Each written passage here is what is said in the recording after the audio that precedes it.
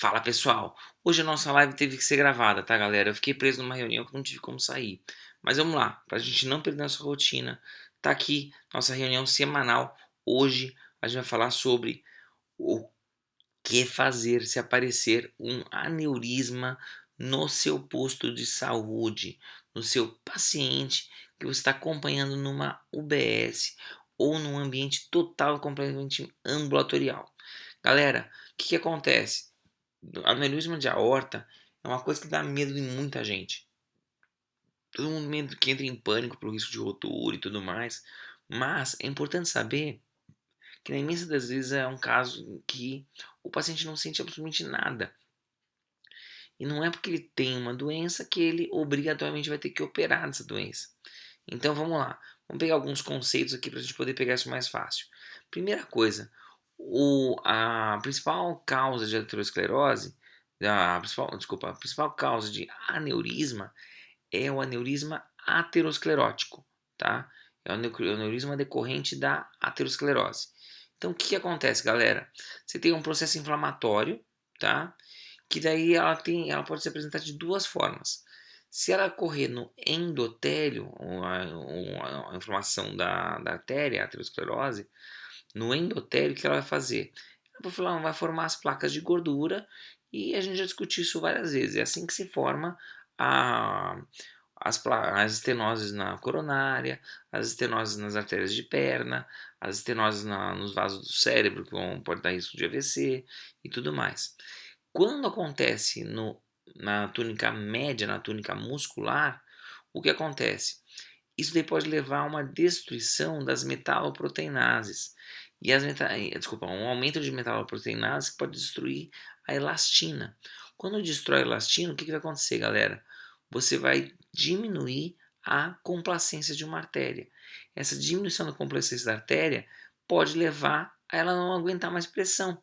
E assim ela dilata de tamanho. Em especial, os aneurismas que são dentro das cavidades torácica, abdominal, essas coisas, elas quando aumentam muito o risco de tamanho, elas têm risco de rotura. Quando acontece em outras regiões, quando acontece em extremidades, coisas assim, o principal risco é de oclusão. Esse que é o detalhe importante, tá bom? E tem dois conceitos que são importantes. Se você tiver uma dilatação constante em todas as artérias do corpo, difusa, é o que a gente chama de arteriomegalia, tá? Quando for focal, quando é numa região única, aí sim a gente tem que pensar na doença neurismática. Só que a gente considera o aneurisma de aorta, galera, quando tem um aumento acima de 50% do tamanho do vaso, tá? Quando é menos do que isso, a gente chama isso de ectasia, tá? Esses termos eu estou comentando por quê? Porque eles aparecem nos exames de imagem. Então é importante a gente saber, tá bom? O que a gente tem que saber é o seguinte: a ectasia é só um aumento que pode ser até fisiológico, dependendo da idade do paciente, tá bom? Isso é uma coisa que não é tão absurda, tá? Existe também ectasia em veia e existe também aneurisma em veia, tá bom? Mas o quadro é um pouquinho diferente, tá? Então o que acontece, galera? Os aneurismas de aorta, o mais frequente de longe, galera, são nas aneurismas infrarrenais. O que eu quero dizer com isso? Os que são abaixo da artéria renal, tá? Que são mais ou menos por essa linha aqui, ó, cadê? Só um segundinho, cadê a imagem do... Isso. Cadê? Aqui, ó. Pronto. Aqui, ó. Que nesse daqui, galera. Por isso que a gente chama de infrarrenal. Você tem as artérias renais ali em cima, passou da artéria renal, começa a dilatar, tá bom? Então o que acontece aqui, galera? Esses são os mais comuns. Por que acontece isso? Porque quanto mais longe do coração, menor a quantidade de elastina. Então maior a tendência de, no evento de aumentar demais as metaloproteinases, isso ter uma tendência de dilatar, tá bom? Então o que acontece, galera? Lembra que isso pode ser uma coisa, como é uma doença genética, uma doença que tem um comprometimento mais sistêmico, ela pode ser uma doença multifocal, tá? Em outras palavras, se o cara tem um aneurisma de aorta, ele pode ter aneurisma em outros lugares, tá? Um dos lugares mais frequentes que é super importante a gente pesquisar quando aparece isso é o aneurisma da artéria poplítea, aneurisma da artéria de trás do joelho. Então o que acontece? Para vocês terem uma ideia do quanto isso é comum, você tem que saber o seguinte: se tem um aneurisma de poplítea de uma das pernas, metade dos pacientes tem aneurisma do outro lado. Se tem nas duas pernas, metade desses pacientes tem aneurisma de aorta associado. Isso é uma coisa para a gente levar em consideração, tá bom? Que fatores de risco podem levar a ter doença aneurismática? Então, como a doença é aterosclerose, a mesma da aterosclerose, sexo masculino, pressão alta, cigarro é um fator gritante, tá? O sexo masculino, diferente de outras doenças, também é um fator muito mais importante, tá? E que mais? Dislipidemia, diabetes nem tanto, tá? Mas pode ser. A gente tem que pensar por essa forma, tá bom? E aí, como que a gente faz o diagnóstico? A grande, imensa maioria dos pacientes não sente absolutamente nada. Por isso que é uma coisa que é muito comum de aparecer no OBS, galera. O cara não sente nada, faz o exame por qualquer razão, sei lá, um exame de imagem da barriga e aparece a massa, tá? Por isso que é tão importante saber como manejar uma coisa dessas no postinho, na UBS. Porque a grande imensa maioria desses pacientes vai continuar só na UBS. A maior parte deles nem vai precisar de um vascular. A grande maioria deles tem chance até de morrer de outra causa e continuar com o aneurisma lá quieto. Entendeu? Quando o paciente tem alguma queixa, às vezes o paciente fala, sabe do quê? Ele fala que sente um coração batendo na barriga. Ele sente uma massa pulsátil, tá? Isso é o mais frequente da gente ouvir, tá? Isso é o mais frequente, tá bom? Quando a gente pensa em outros sintomas, dor, hematoma, essas coisas, é porque o aneurisma rompeu. O paciente, na imensa maioria das vezes, ele só vai ter sintoma da doença da aneurismática na ruptura, tá? Então, quando tem algum sintoma clínico, a maior parte dos pacientes que não estão rotos vão perceber o quê? Eles vão notar ou que tem na barriga uma estrutura pulsando, tá? Ainda mais os pacientes mais magrinhos, ou eles podem chegar para você falando que tem como se fosse um outro, uma, como se tivesse um coração pulando na barriga, tá? Isso é o mais frequente da gente ouvir, tá? Quando rompe, galera, aí a tragédia é total, tá? O aneurisma roto, ele tem um padrão que é o seguinte: funciona como se fosse um tiro na aorta, certo? Então o que acontece? Quando rompe, o cara vai ter dor súbita, tá? Principalmente na região onde está o aneurisma, tá? Além disso, vai ter a massa pulsátil, você vai conseguir palpar o aneurisma de aorta no exame, né? E esse cara vai funcionar como se ele tivesse um tiro na horta. Então ele vai ficar hipotenso. Essa tríade, dor, hipotensão e massa pulsátil, isso daí é o que a gente chama de tríade do aneurisma roto. Para quem for prestar revalida, para quem for prestar para prova de R1, para prova de residência, essas coisas, e essa tríade do aneurisma roto é uma coisa que pode às vezes cair em questão de prova, tá? A ruptura é a pior complicação possível do aneurisma, tá bom? E geralmente ela não rompe de uma vez só, tá? Não é como se fosse tipo, perdeu, sumiu, acabou. O que acontece é o seguinte, ele evolui mais ou menos que nem aquelas rupturas de baço, aquela ruptura em dois tempos. Primeiro ele rompe, o cara tem uma dor mais súbita, certo? Começa até, às vezes até de forte intensidade, tá? E o retroperitônio, ou aquela lâmina que cobre todo o peritônio, todo o abdômen, ela acaba segurando por um tempo. E daí, chega lá, vai distendendo o peritônio, o hematoma que está atrás, ele pode se disseminar, às vezes até para a pele, fazendo o que a gente chama de sinal de Gray-Turner. Gray-Turner é isso daqui, galera, só para vocês terem uma ideia. Isso aqui é mais escrito na pancreatite, tá bom? Mas é uma das coisas que a gente acaba vendo às vezes, tá? Essa imagem de o hematoma na parte posterior nos flancos me dá a entender que tem alguma coisa nas costas, no retroperitônio que está ou sangrando, ou provocando um hematoma de alguma forma. Isso aqui é até mais tardio no aneurisma de aorta roto, tá bom? Mas é uma coisa que pode aparecer, tá? Galera, mas independente, ó, o que tem que ficar na cabeça, a imensa maioria dos casos é assintomática. Assintomática. O cara pega, ele faz o diagnóstico, não sabia do que se tratava e vem atrás de você, louco, desesperado, tá bom? No evento da ruptura, que é o que a gente estava falando, aí é tragédia total. De início faz esse quadro que o retroperitônio segura, e depois o que acontece? O peritônio para de segurar, cai no peritônio livre o sangramento, e daí o paciente choca. Aí acabou a brincadeira, tá? E lembra, dos pacientes, quando chega com ruptura, o que a gente tem de conceito? É tragédia total. Por quê? Porque dos que chegam vivos no hospital, 90% morre nos primeiros 30 dias da abordagem cirúrgica, tá? Então, como que eu faço para a gente poder tratar isso daí? Trata antes. Por isso que é tão importante que você saiba o que fazer numa UBS, se aparecer um caso desses. Então vamos lá. Como que eu faço o diagnóstico disso no exame físico? O paciente chega para mim, ele vem com ultrassom falando de aneurisma, tá? No exame físico, o que eu vou fazer? Eu vou palpar o abdômen desse paciente.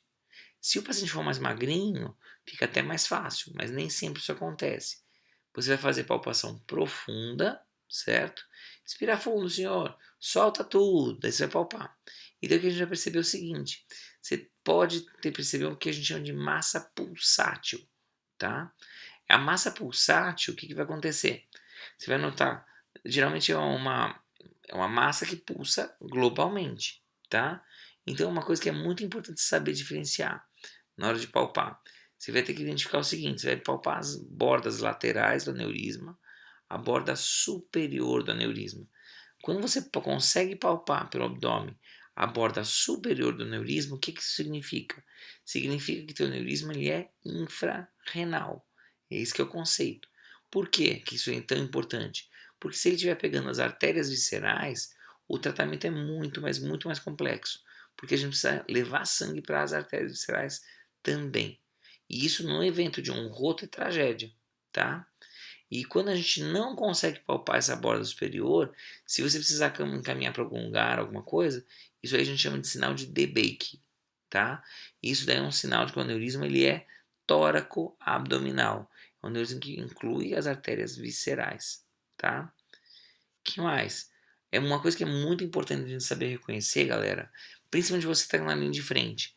Se você conseguir diferenciar o que é uma massa pulsátil, que seria de um aneurisma, de uma massa na frente da aorta. Então aqui, galera, é o seguinte, ó. Deixa eu pegar uma imagenzinha, uma coisinha aqui para vocês. Imagina o seguinte: você tem uma massa pulsando, certo? E daí o que acontece? Você tem a aorta normal, ela tem 2 centímetros. Então a gente considera um aneurisma quando ele tem mais do que 3 centímetros, é mais ou menos para essa linha, certo? Então o que acontece? Você tem uma maçaroca aqui e a aorta está pulsando, certo? Se por um acaso você for palpar e pensa assim, ah não, tem uma massa pulsátil, você está palpando pela frente e está sendo empurrado. Só que daí o que acontece? Como que eu diferencio essa massa abdominal, que pode ser também um câncer, pode ser alguma coisa mais grave, que você vai fazer o diagnóstico. Mas é por isso que é tão importante saber fazer o diagnóstico disso. Por quê? Se você palpar na lateral, ele não vai empurrar contra a tua mão, tá? É diferente de um aneurisma de aorta, que ele pulsa globalmente, certo? Então é muito importante você conseguir identificar, tá? Que mais que é importante a gente ver? Suspeitou de um aneurisma de aorta, você tem um paciente que tem uma história de um coração na barriga, coisa assim, o que a gente tem que fazer? Um exame não invasivo, porque a maior parte dos pacientes não sente porra nenhuma, tá?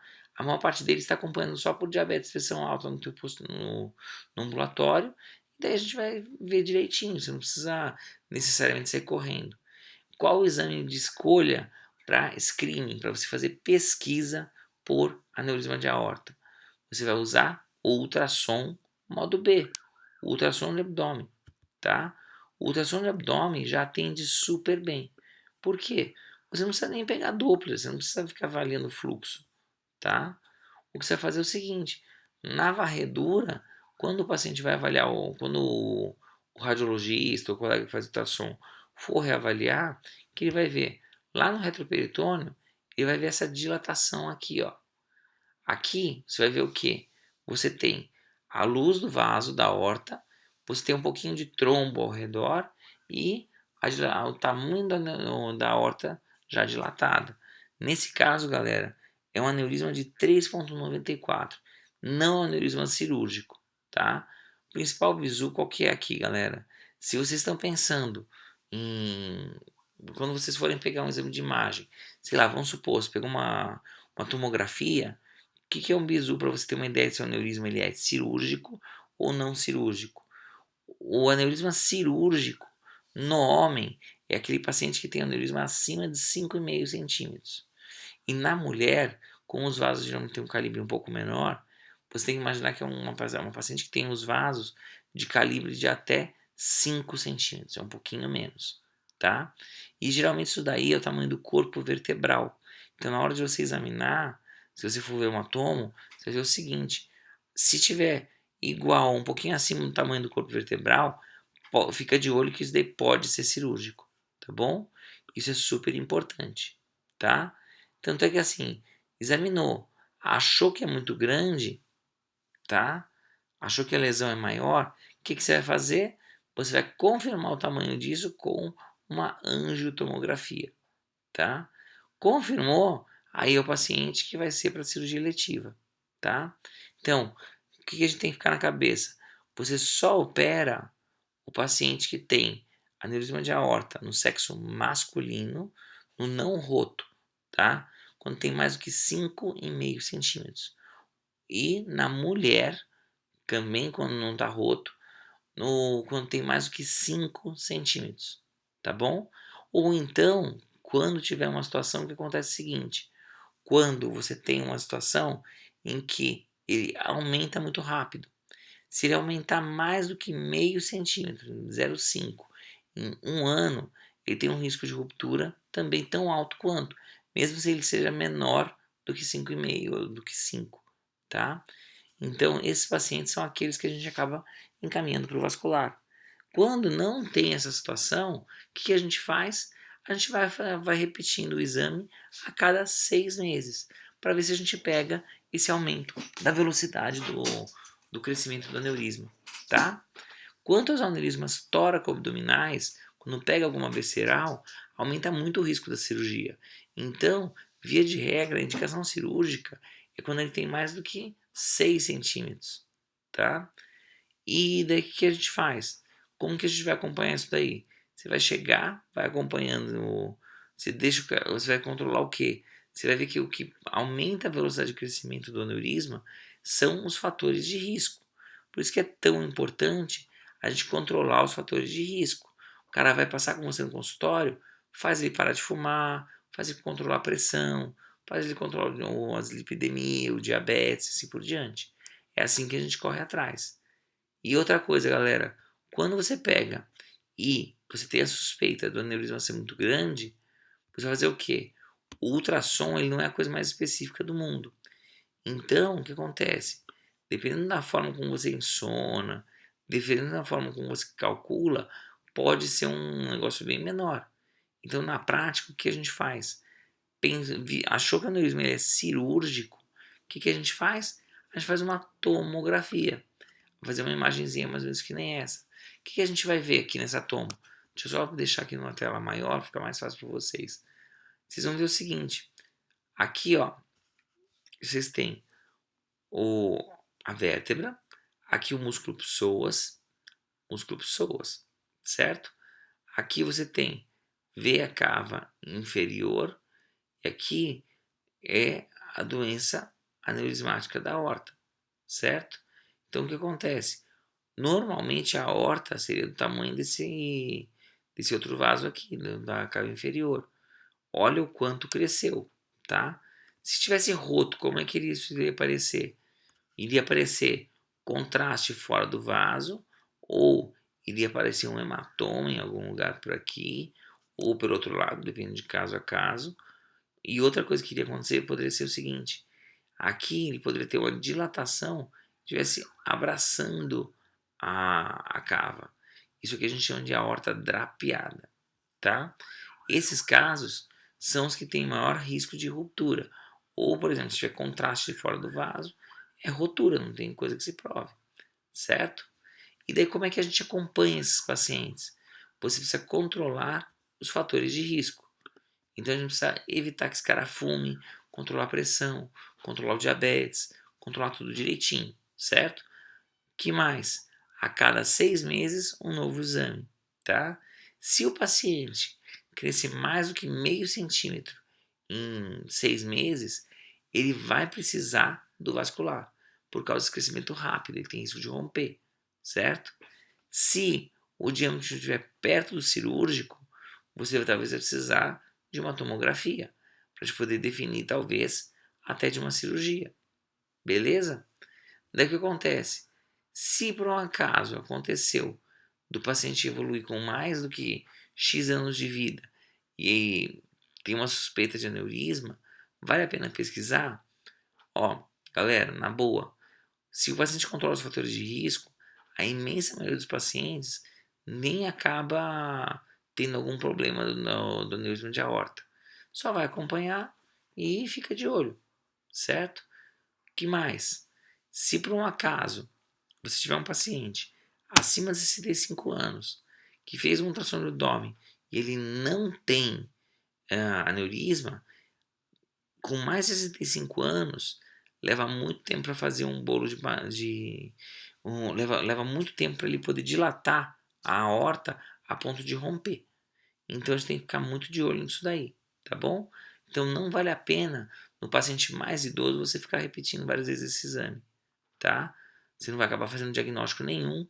E se por um acaso você pegar num paciente muito vovozinho, sei lá, 80, 80 e tantos anos, a ideia de você fazer um diagnóstico de um aneurisma muito pequeno só vai deixar ele estressado à toa. Tem paciente que eu acompanho com aneurisma de 3 e poucos centímetros há praticamente 10 anos e o aneurisma nunca dilatou. Então a gente tem que ficar bem de olho nisso daí. Você precisa ver até que ponto fazer o exame vai ajudar o seu paciente ou se ele vai deixar o cara em pânico com medo de acontecer qualquer coisa por causa de um diagnóstico de uma doença que ele vai morrer com ela, mas não necessariamente vai morrer dela, tá? Então é a partir daí que você já sabe o que a gente vai fazer. Como que a gente conduz um aneurisma de aorta no ambulatório? Apareceu no postinho, fez um exame, tem aneurisma, o que você vai fazer? Palpa, vê se tem algum sintoma.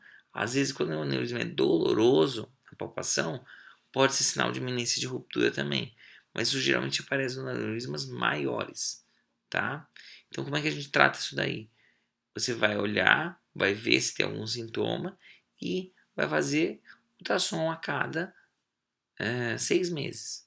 Se por um acaso começar a crescer muito rápido ou chegar em 6 centímetros, aí a gente tem que ficar de olho. Aí esse é o cara que precisa ir para o vascular. Beleza, galera?